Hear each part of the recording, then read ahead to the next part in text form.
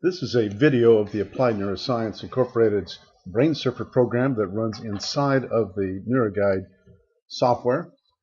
In this case, we're looking at a surface projection of sources of the EEG onto the neocortical surface in a patient with right hemisphere damage.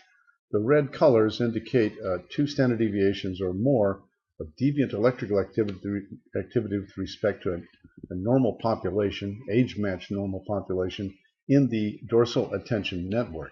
We can rotate the brain and see that actually there is very little activity that's deviant from normal in the left hemisphere, which is not an injured part of the brain. And we can zoom in if we wish to examine more details of the deviation from normal as in terms of the gyri and sulci of the brain. We can zoom back out.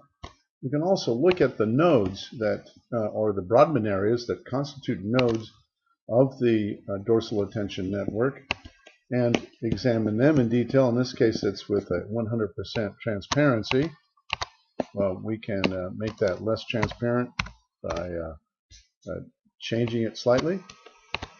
And then, of course, we can zoom in and zoom out of the nodes that are deviant from normal of this network involved in attention. We also have the ability to look at the connectivity between the nodes that comprise the dorsal attention network. In this case, we're looking at coherence of that same network.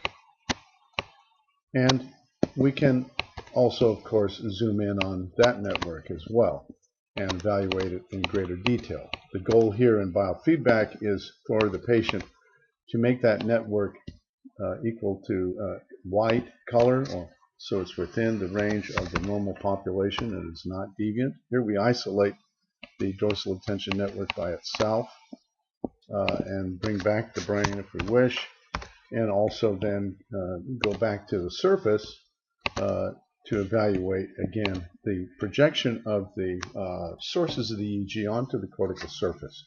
We can also select different networks in the brain, including the addiction network, the anxiety network, the default mode network, the mood network, pain network, pleasure network, schizophrenia network, working memory, the interconnectivity networks, Hagman hubs, and other networks that are available. Here's an example of the default network in this patient, where we now have a projection onto the cortical surface. Again, the left hemisphere is normal. Right hemisphere, where the injury to the brain occurred, is deviant from normal. We can go in and look at the nodes if we wish. And we, of course, can zoom in onto the default network, and then we can look at coherence of that network as well. And this is the interconnections between the default nodes of the default network. And then we go back to the surface projection of the deviant electrical activity in that part of the brain. This is the Brain Surfer program, and it will be released soon along with other new features. But this is a heads up on a new procedure, particularly the projection of the sources onto the neocortical surface.